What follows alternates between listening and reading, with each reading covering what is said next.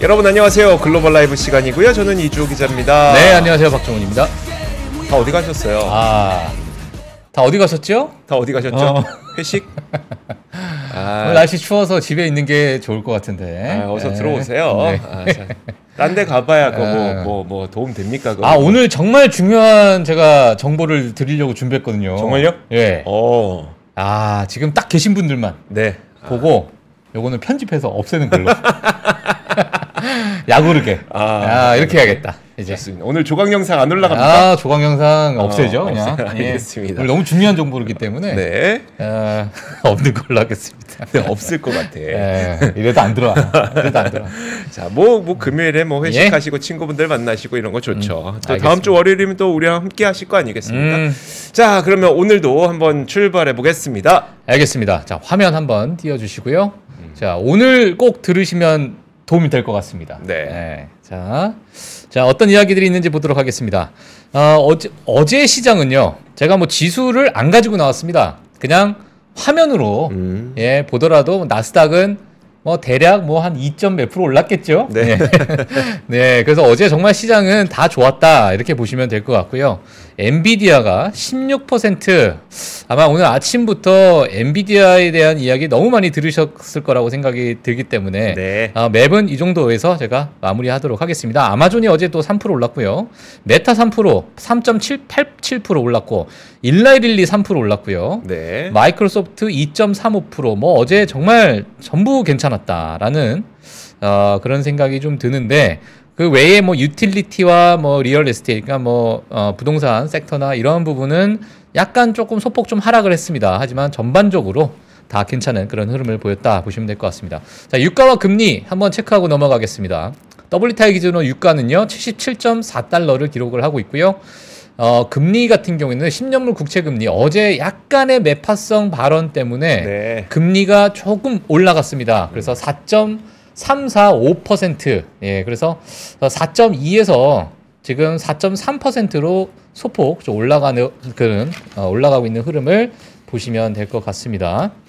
어제 엔비디아가 16.5%, 16.4% 오르게 되면서 역사를 다시 갈아치웠습니다.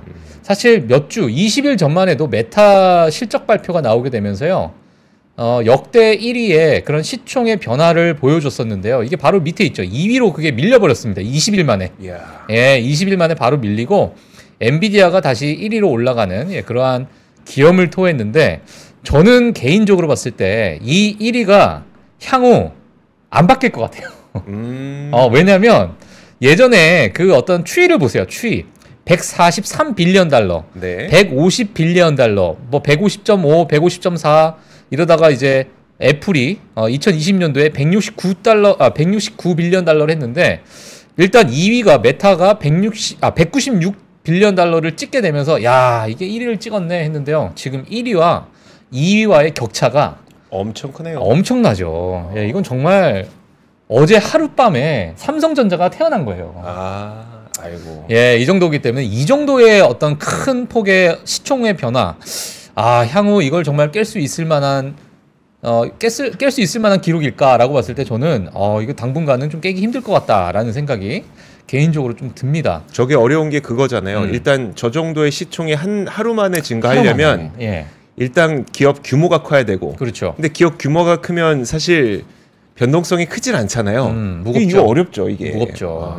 그래서 과거 사실 테슬라도 정말 괜찮은 흐름을 보여서 테슬라에 대한 기대감이 좀 있을 수도 있었는데, 엔비디아 시총 3위, 미국의 시총 3위 엔비디아가 이렇게 큰 사이즈의 회사가 16% 넘게 올라가다 보니까 역사를 다시 갈아치웠다 보시면 될 것 같습니다. 그러다 보니까 이제 일부 개인 투자자분들께서는 또 다시 과거 닷컴 버블의 시스코를 또 소환했습니다. 다시 데리고 나왔어요. 과거에 있잖아. 우리 엔비디아와 시스코가 거의 비슷하지 않았니? 이게 지금 제가 한 이틀 전에 한번 보여줬었던 것 같은데, 다시 이거를 약간 좀 오른쪽으로 시스코로 옮겨서 다시 시작했어. 다시 시작한 이유가 뭐냐면 PER을 기준 삼아 가지고 이제 접목시킨 겁니다. 자, 그래서 만약에 엔비디아가 과거 닷컴 버블만큼의 어떠한 폭등을 보여줄 수 있을 만한 주인공이라면 과거에 닷컴 버블 때의 주인공은 시스코였잖아요. 네. 그 정도의 주인공이 되려면 앞으로 433일 동안에 한 3배는 더 올라가야 된다. 곱하기 3. 네.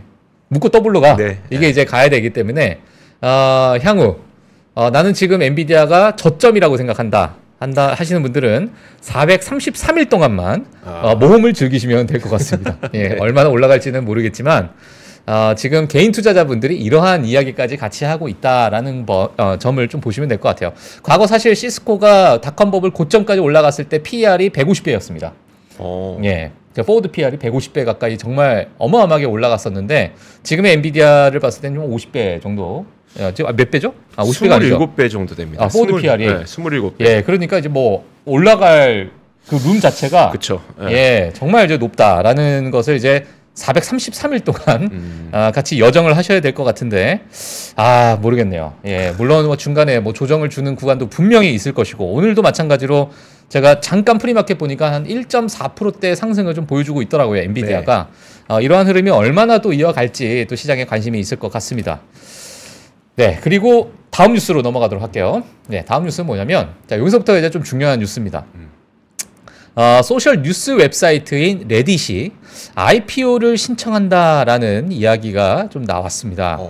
제가 사실 레딧은 정말 좋아하거든요. 네. 네, 좋아하게 되고 글로벌 라이브를 하게 되면서 개인 투자자분들의 심리, 이 레딧 안에 들어가면 여러 가지 또 뭐라 그럴까요? 여기도 커뮤니티 같은 게 있어요. 커뮤니티가 따로 있잖아요. 그렇죠. 정말 많은 커뮤니티가 있고 그냥 구독자 시스템이 있기 때문에 네. 그 커뮤니티가 내 마음에 든다 하면은 지금 유튜브 구독자처럼 네. 여기도 마찬가지로 커뮤니티 구독자가 좀 있는데 그 월스트리트 배츠라고 해서 이제 과거에 아마 게임스타 때문에 많은 분들께서 이제 레딧이라는 이 사이트를 아마 아셨을 거라고 생각이 듭니다. 네. 예, 그리고 이제 최근에 2024년도에 이제 뭐 대기하고 있는 여러 IPO 기업들이 좀 있기 때문에 이러한 부분도 한번 같이 보시면 될 것 같은데요. 일단 레딧이 IPO 신청을 했다라는 이야기로 시작을 한번 해보도록 하겠습니다. 사실 우리에게 유명한 게임스탑의 전투, 우리에게는 게임스탑 때문에 알게 된 그런 네. 레딧인데 과거 이 사이트를 이제 보게 되면서 게임스탑이라는 그 사태에 대해서도 우리가 나름대로 반강제적으로 공부하게 되고 그때 당시에 어떤 폭등을 보였는가를 제가 지금 차트로 좀 가지고 나왔어요. 자, 왼쪽은 제가 핀비지에서 그냥 그때 당시를 제가 좀 가지고 나왔는데요. 이게 1불에서요. 네. 120불까지 올라갔어요. 120배? 120배. 와, 그래서 이제 어마어마한 그런 단기 상승률을 좀 보여줬었다라고 볼 수 있을 것 같고요. 그리고 이 사태는 공매도 세력과 그리고 미국 개미 군단과의 그렇죠. 어마어마한 전투였다라는 그러한 부분이 아마 시장에서 큰 관심이었을 거라고 생각이 듭니다. 자, 오른쪽에 보게 되면요. 그때 당시의 변동성을 이 얼만큼 올라가고 내려가고를 반복을 했는지가 나오는 부분인데요. 이 제일 긴 회색 이 막대 그래프. 네. 예, 이 막대 그래프가 제가 간단하게 얘기할게요. 하루 아침에 25빌리언 달러 되는 시총이 네. 5빌리언 달러까지 내려갑니다. 그러니까 25빌리언, 그러니까 25조짜리가 네. 하루에 시총이 5조까지 떨어져요. 그리고 다시 올라가고 다시 내려가고 이러한 것들을 어마어마하게 반복을 하게 되면서 정말 멀미가 아니죠. 거의 뭐 이거 차트를 보신 사람은 아마 많은 분들이 좀 구토를 하셨다라는 그러니까요. 이야기가 전설처럼 내려오고 있는데요. 그러한 역사적인 현장을 한번 다시 보도록 하겠습니다. 치열했던 역사 속 그 현장입니다. 자, 오른쪽. 오실로그래프도 아니고 이게 지금 분봉이에요. 분봉. 일반적인 분봉. 네. 예, 그리고 이제 일부입니다. 일부. 네. 자, 이제 전투 시작하고 나서 좀 유명한 차트죠. 유명한 네, 차트. 그렇죠. 예, 그래서 이게 그냥 막 여기서 사고 팔고 하시는 분들 돈 정말 많이 버셨을 것 같은데 이 폭이요. 어마어마한 폭이에요. 이 폭이 지금 계속 왔다 갔다 하게 되면서 정말 뭐 역사 속의 한 전투 현장이다 보시면 될 것 같은데요. 그때 당시 이제 공매도를 했던 헤지펀드 멜빈 캐피탈 자체는 마지막에 추후에 파산이 됐습니다. 파산이 됐고 결국에는 개인 투자자들의 승리로 끝나는 그러한 어떤 모양새가 좀 갖춰졌었죠. 네. 자, 로빈후드 같은 경우에는요, HTS 또는 MTS의 매수 버튼을 일시적으로 없앴습니다. 맞아요. 그런 사건이 있었죠. 다들 아마 기억하실 것 같아요. 그때 당시에 뭐 일각에서는 뭐 시타델의 어떤 압력을 받아서 네, 로빈후드의 압력을 받아가지고 압력을 이제 로빈후드가 받고 나서 매수 버튼을 좀 일시적으로 좀 없애면서 공매도에게 유리한 그러한 시스템으로 일시적으로 바꿨던 그러한 사건이 좀 있었고 5분 동안에 30불에서 200불까지 상승과 하락을 무한 반복을 했었던 그러한 사건으로 유명했기 때문에 레딧이라는 이 커뮤니티 사이트도 이때 정말 화두에 올랐었죠. 네.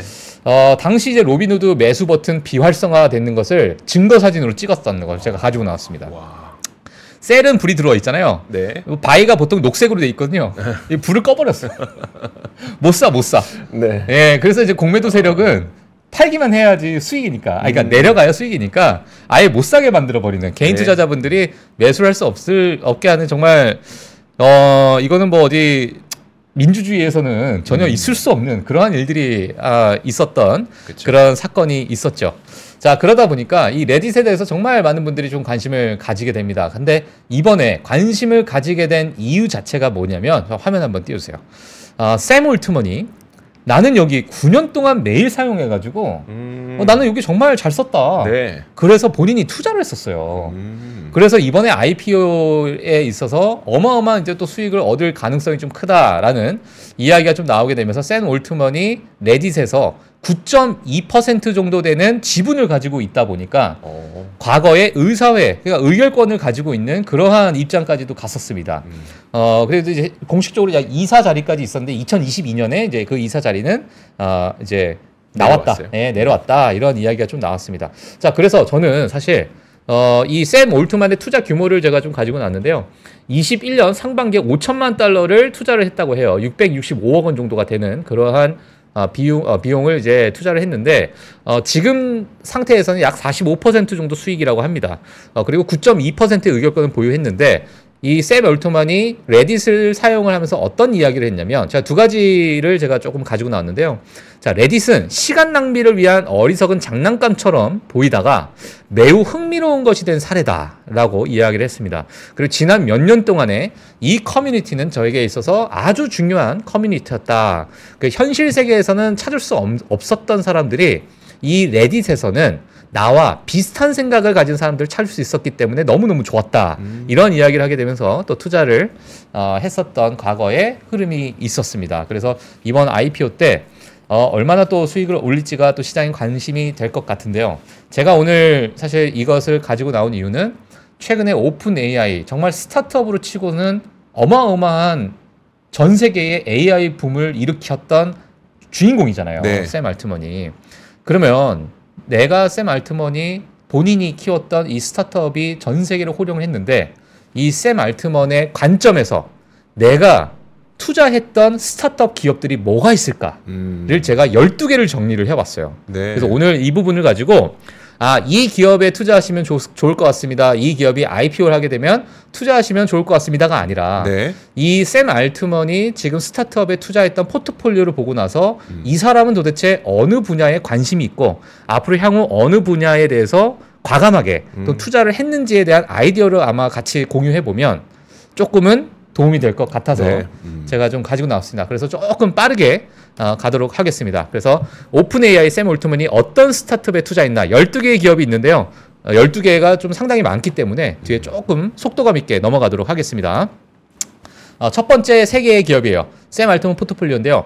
헬리온 에너지라는 기업에 투자를 했습니다. 뉴클리어 퓨전 에너지인데 핵융합 에너지라고 보시면 될 것 같아요. 샘 올트먼이 이 회사에 투자하면서 무엇이라고 얘기했냐면 나에게 있어서 투자 그 이상이다 라는 언급을 했고 3억 7,500만 달러를 투자했고요. 한 달에 한 번씩 회사를 방문해서 업무에 직접 참여한다고 합니다. 네. 예, 주주로서.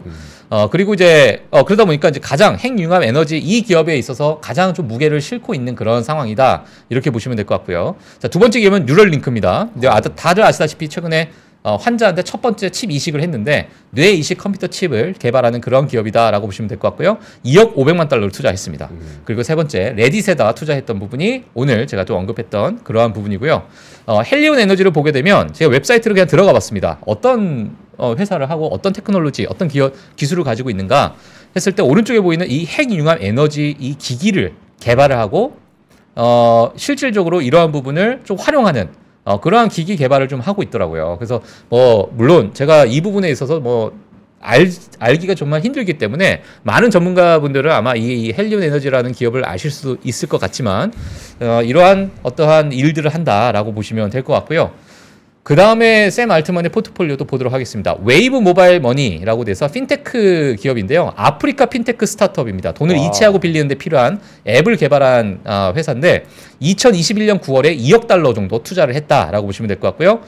그 다음 회사는 레트로 바이오 사이언스입니다. 이 기업이 이제 생명공학인데요. 최근에 사실 생명공학에 대한 이야기들이 정말 많기 때문에 어떤 생명공학 안에서도 어떤 기업을 또 투자했는지가 우리가 아이디어로 좀 보시면 좀 좋을 것 같아요. 이 레트로 바이오 사이언스가 지금 약간의 사명을 좀 바꾼 것 같아요. 그래서 뒤에 가서 제가 보여드리겠지만은 이 회사 같은 경우는 세포 재프로그래밍 그리고 자가포식, 그리고 혈장 기반 치료법을 개발을 한다고 합니다. 2022년 4월 1억 8천만 달러를 투자했다라고 보시면 될 것 같고요. 그 다음 회사도 마찬가지로 생명공학 기업입니다. 트라이얼 스파크라는 기업이 있는데요. 자동화 데이터를 통한 임상시험 가속화하는 그런 기업이다. 특히 이 기업 같은 경우는 빅테이크 기반 또는 AI 기반으로 해서 임상시험을 가속화하는 과거에 장혜성 지원장님께 나오셔가지고 또 말씀을 해주셨던 그런 비슷한 그러한 회사인 것 같은데 2018년 10월과 2021년 9월에 나눠서 투자를 했고요. 투자한 금액은 나와 있지 않아가지고 제가 이 기간만 제가 좀 적었습니다. 그래서 웨이브라는 기업을 좀 보게 되면 핀테크 기업이에요. 지금 현재도 우리가 쓸 수 있습니다. 구글 플레이나 앱스토어 가시면 웨이브라는 이 앱이 지금 있는 그런 상황인데 위에 보시게 되면 이제 아프리카에 있는 스타트업이다라고 해서 여기 이제 직원분들이신 것 같아요. 네. 그리고 이제 웨이브 이렇게 또 로고를 달아가지고 처음 이렇게 사무실을 오픈을 해가지고 오픈식을 이렇게 사진을 찍은 것 같습니다. 그래서 아프리카에서 일하는데 로고는 펭귄이네요. 그러네. 전 세계 거의 뭐 사막에서 히터 팔고 남극 가서 에어컨 팔라는 그 정도네요. 전 세계로 호령하겠다. 이러한 부분인 것 같습니다. 자, 그래서 이러한 기업 한번 보시면 될 것 같고요. 그 다음에 레트로 바이오 사이언스는요, 그냥 화면만 보셔도 아실 것 같아요. 위에 보고 되면 자가포식이잖아요. 세포. 그러니까 나의 노화를 어느 정도 계속 유지를 시키는 그러한 줄기세포인지는 잘 모르겠지만 이러한 어떤 개발을 하고 있는 그러한 생명공학 기업이라고 보시면 될 것 같고요. 밑에서 딱 보게 되면 우리의 미션은 10년 더 젊어지는 거다. 그러니까 10년 더 수명을 연장시키는 거야 라고 할 정도로 이런 생명공학 분야에서 개발을 하고 있는 스타트업이다라고 보시면 될 것 같습니다. 그래서 여기는 이제 이 기업이 이름을 좀 바꿨어요. 이름을 바꿔가지고 포메이션 바이오라고 이제 바꾸다 보니까 요 이제 사명이 약간 좀 변경이 된 것 같습니다. 그래서 이 부분도 좀 보시면 될 것 같고요. 그 다음 이제 회사로 좀 넘어가도록 하겠습니다. 샘 알트만의 포트폴리오 보시게 되면 헐무스 저도 뭐 처음 봤습니다. 초음속 항공 기업이래요. 세계에서 가장 빠른 제트기를 개발한다고 합니다. 그래서 이 기업도 한번 보시면 될 것 같고요. 자, 산업 분야만 좀 보시면 좋을 것 같아요. 그 다음에 휴메인이라는 기업인데 이 휴메인은 소프트웨어, 하드웨어 제작하는 그런 기업입니다. 근데 이 기업이 정말 좀 재미있었던 게 뭐냐면 3회에 걸쳐서 투자를 했어요. 3천만 달러, 또 1억 달러 해서 총 2억 3천만 달러를 투자했다라고 보면 될 것 같고요. 그 다음에 알트라는 기업인데 이 기업은 스포츠 카드 거래, 스포츠 카드로 서로 주고 팔고 그러한 플랫폼을 또 근데 이 스포츠 카드가 이제 대체 자산으로 활용이 되면서 이런 플랫폼에다가 또 7,500만 달러를 또 투자했다라고 했는데 제가 이제 휴메인이라는 기업에서 도대체 어떤 하드웨어와 어떤 소프트웨어를 팔고 있는지 제가 좀 가지고 나왔습니다. 이 오른쪽 보시게 되면 가슴에 이렇게 되어 있는 작은 이 기기가 있어요. 요 기기입니다. 요 기기. 이게 699달러예요. 근데 이렇게 손으로 이렇게 쭉 누르면 빔을 쏴요. 빔 이렇게. 그 손바닥에 하면 이 손바닥 안에서 이렇게 볼 수가 있어요. 이게 손바닥이 화면인 거죠. 결국에. 그리고 이 제스처가 뭐 손가락 하나를 대면은 뭐 어떤 게 나오고 손가락 두 개를 톡톡 치면은 뭐가 나오고 그러한 이제 제스처가 있는데 여기 안에서 이 안에서 이제 화면을 보면서 손가락을 만약에 엄지와 검지를 이렇게 뭐 클릭을 한다든지 이렇게 하게 되면 이 화면이 바뀐다고 합니다. 그러니까 이거를 손가락을 인식을 하나 봐요. 네. 예, 그러한 이제 기기를 팔고 있다고 하네요. 예, 그래서 혹시나 휴메인에 좀 관심 있으신 분들은 이 제품을 판다라고 보시면 될 것 같습니다. 자, 다음 마지막 3개의 기업까지도 같이 보도록 할게요. 그 마지막 3개 중에 하나는 아사나라는 기업이고요. 생산성을 좀 관리하는 기업이다라고 보시면 될 것 같습니다. 생산성 관리라는 것은 당연히 우리가 뭐 유통업체나 이런 기업들이 뭐 들어가고 나가고의 어떤 물품 관리나 아니면 회계 관리나 뭐 재무 관리나 이러한 것들을 하나의 플랫폼으로서 사실 많이 있습니다. 이런 기업들 많이 있는데 이러한 기업에도 좀 투자를 했다라고 보시면 될 것 같고요. 총 1억 2천만 달러를 투자했습니다. 자, 그리고 그리고 두 번째로는 또 아스펜 뉴로사이언스라는 기업에 또 이 마찬가지로 생명공학 기업입니다.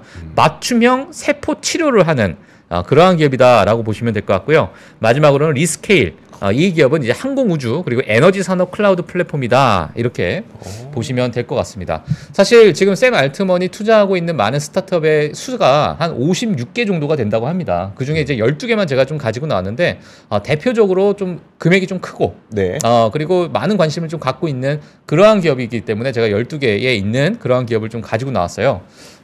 지금 뭐 뒤에 보시게 되면 또 아사나라는 기업 지금 한국에서도 좀 쓰이고 있는 것 같아요. 네. 저는 이제 이런 제품을 안 써봐가지고 잘 모르겠지만 지금 한국어로 이렇게 또 되어 있는 이러한 웹사이트 들어가면 바로 또 볼 수 있는 그러한 부분이 있고요.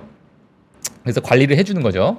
그리고 아스펜 뉴로사이언스 같은 경우에도 마찬가지로 오른쪽에 제가 이제 뭐 요거는 사이트에 들어가서 바로 그냥 가지고 나왔습니다. 예, 그래서 이러한 부분도 뇌와 관련되어 있는 뭐 자가 포식에 대한 이러한 생명과학 기업이다라고 보시면 될 것 같고요. 네. 자, 그래서 샘 알트먼이 이러한 기업들에 좀 투자를 했다. 제가 이제 조금 보고 있는 게 뭐냐면 반복적으로 나온 기업이 생명과학, 생명공학이라는 그 기업 때문에 과거에 이제 일론 머스크와 샘 알트먼이 뭐 제가 여러 번 좀 말씀을 드렸지만은 우리는 AI라는 부분에 투자를 할 것이고 AI 붐이 오기 전에 네. 있었던 이야기인데 AI라는 부분에 우리는 관심이 많고 앞으로 AI가 세상을 좀 변할 것이다 라는 이야기를 좀 하면서 그 다음에 두 번째로는 우리가 생명공학이라는 그 기업에 우리가 앞으로 향후 큰 발전이 있을 것 같다. AI가 또 접목이 되면서 큰 어떠한 어떤 과도기를 네. 또 겪을 수 있는 그러한 산업 분야가 아닌가라는 이야기를 하면서 또 샘 알트먼의 포트폴리오를 보게 되면서 또 생명공학이라는 그런 분야가 사람들한테 또 다시 관심을 좀 받지 않을까라는 그런 생각을 좀 해봤습니다. 이 기업들은 다 스타트업이라고 하니 지상장 기업인 그렇죠. 거죠? 예, 스타트업이다 보니까 초창기 그냥 시리즈 A라고 해서 뭐 A, B, C 이렇게 나눠져 있는데 네. 초창기 때 이제 투자 자금을 조달하자나요? 스타트업 같은 경우에. 네. 그래서 이제 샘 알트만 같은 경우에는 여러 기업이 있어가지고 초창기 투자했던 기업도 있고 아니 두세 번째 뒤로 넘어가서 투자했던 기업도 있고 뭐 다양하게 투자를 했더라고요. 물론 개인 투자도 있었지만은 회사 차원의 법인 차원의 또 투자도 있었고 그러다 보니까 이러한 부분을 우리가 앞으로 향후 약간의 투자 아이디어로서 좀 활용해 보면 어떨까라는 생각을 좀 해봅니다. 그러네요. 그러니까 젠슨 황도 얼마 전에 그 얘기를 했었잖아요. 아유, 뭐하러 개발자 되냐. 네. 프로그래밍 공부하지 마. 프로그래밍 어차피 그 인공지능이 다 해줄 거고 앞으로 생명공학을 공부해야 돼. 막 이랬었잖아요. 여러 명이 네. 한 가지를 계속 얘기하면 그게 맞아요? 그게 되더라고. 돼요? 네, 돼. 그러니까 조금이라도 콩고물이 좀 떨어지는 것 같더라고요. 네. 그래서 네. 요즘에 들어서 지속적으로 한 가지 주제에 좀 꽂혀 있는 것 같은 느낌이 또 다시금 드는 그런 시장인 것 같습니다. 그래서 네. 이렇게 좀 정리를 해봤고요. 뒤에 가서 또 다른 뉴스들 좀 보도록 하겠습니다. 네. 화면 한번 띄워주시고요. 일론 머스크가 리비안 실적이 발표가 됐고 마이너스 30% 정도 하락을 했죠. 급락을 했습니다. 급락했어요. 예, 정말 그래서 리비안 투자하셨던 분들은 또 뼈아픈 그런 하루를 좀 지내지 않으셨나라는 생각이 드는데 일론 머스크가요 이런 얘기를 했습니다. 리비안에게 충고를 했어요. 내 말대로 안 하면 리비안은 죽는다라는 이야기로 제가 뉴스를 좀 가지고 나왔습니다. 무슨 의미인지 알 것 같아요, 왠지. 그래서 어떤 충고를 했는지 같이 보도록 하겠습니다. 네. 일론 머스크가 리비안에 던지는 충고라고 해서 제가 정리를 했으며 첫 번째로는 전기차 경쟁 업체들은 현재 궤도에서 약 6분기 안에 파산할 것이다 라고 이야기를 했고요. 그냥 6개의 분기 안에 1년 반 안에 대부분 파산할 것이다 라고 이야기를 했고 그 궤도가 분명 변할 수 있지만 지금까지는 그렇지 않다 라고 이야기를 했습니다. 이 궤도를 변할 수 있는 것 중에 하나는 뭐냐면 비용을 대폭 절감하지 않으면 파멸에 이를 것이다 라고 이야기를 했고요. 경영진 같은 경우는 공장에서 자야 하고 생산 효율성 지옥을 너희들이 맛을 봐야 된다 라고 이야기를 했습니다. 그러니까 경영진 자체가 그냥 단순한 운영 자체로는 절대로 이러한 경쟁에서 또는 이러한 비용 절감에서 우위를 점할 수가 없다. 그러니까 경영진부터 너희들이 마음을 바꿔서 공장에서 자고 먹고 하면서 이 회사를 너희들이 직접 살려야 된다. 너희들이 뛰어야 된다. 이런 얘기를 했고 생산 효율성 지옥이라는 것은 사실 과거 테슬라를 운영하면서 지속적으로 프로덕션 헬이라는 그런 단어를 많이 썼었죠. 그래서 일론 머스크가 너 회사에서 자. 이것도 뭐 사실 과거 트위터를 인수하면서 그 세면대 들고 갔던 그 짤이 있잖아요. 세면대였습니까? 변기였습니까? 세면대. 세면대였습니까? 네, 세면대. 변기. 변기였습니까? 세면대였습니까? 세면대였죠. 세면대죠? 세면대 같은데. 변기는 약간 좀 그렇잖아요. 네, 그래서 자 하여튼 이러한 이야기가 있었는데 사실 일론 머스크 하면은 뭐 하루에 일주일에 뭐 몇십 시간씩 일을 해야 되고 너희들이 예전에 우리 한국을 보는 것처럼 8, 90년대 한국을 보는 것처럼 회사에서 회사에서 일하고 회사에서 90시간씩 일하고 일주일에 그렇게 해야지 회사가 우리가 체질 개선을 할 수가 있다. 이래야 우리가 집을 회사 안에 지었잖아요. 그러니까요. 근데 그 집을 네 돈으로 지었냐 회사 돈으로 지었냐 때문에 논란이 있었잖아요. 예.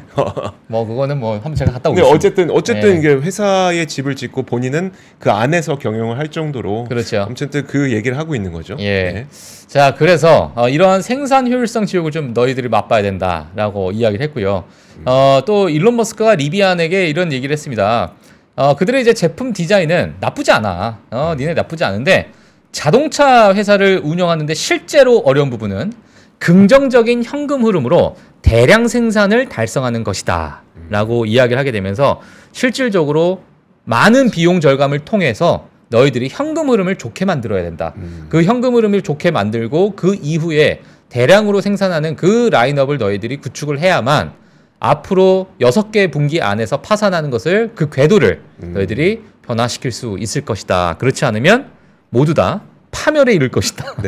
라고 이야기를 하게 되면서 물론 이제 테슬라로서 큰 성공을 이뤘던 일론 머스크이기 때문에 이러한 이야기를 안 들을 수가 없겠고 저는 거의 뭐 100% 공감하는 그러한 내용이 또 일론 머스크로 인해서 충고가 나왔다 이렇게 보시면 될 것 같습니다.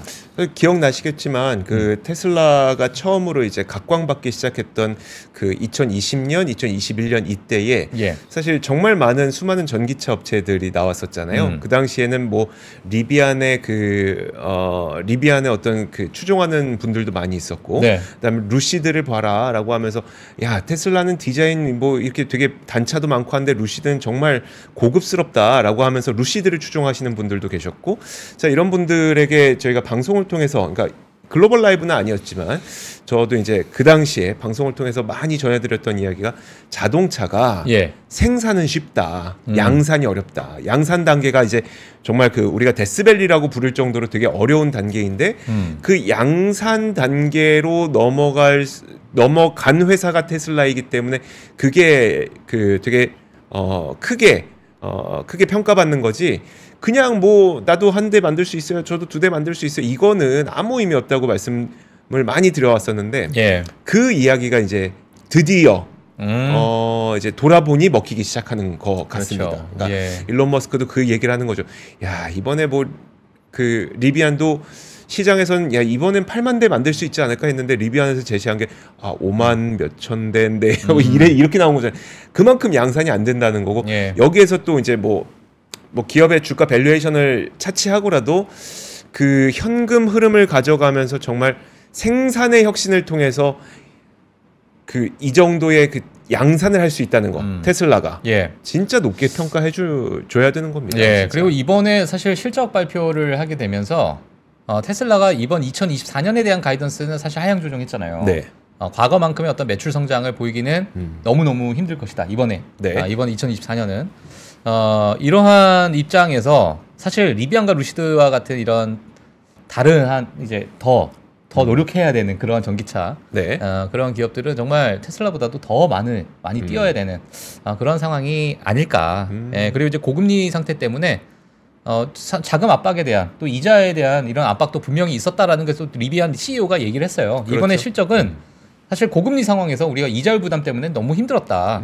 그 부분이 지금 실적에 좀 반영이 됐고 앞으로 나온 R2 이러한 새로운 이제 모델도 나오기 때문에 그런 부분을 이제 또 긍정적으로 좀 이야기는 했습니다만 시장에서는 그래도 실망감이 있었다. 그래서 마이너스 30%가 넘는 하락을 보였다. 이렇게 보시면 될 것 같습니다. 알겠습니다.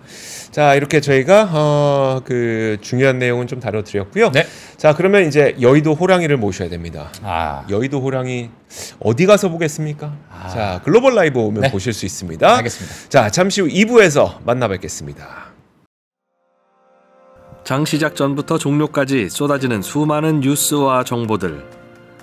이 중에서 어떤 것이 투자에 정말 도움이 되는 정보일까요? 3프로의 증시 셔터맨 박근영 마스터가 직접 정보를 선별하고 투자의 힌트를 드립니다. 시간도 아끼고 투자 아이디어도 얻는 시간, 박근영 부장의 마켓 힌트와 함께 하세요. 자세한 사항은 3프로TV 앱과 홈페이지를 확인하세요.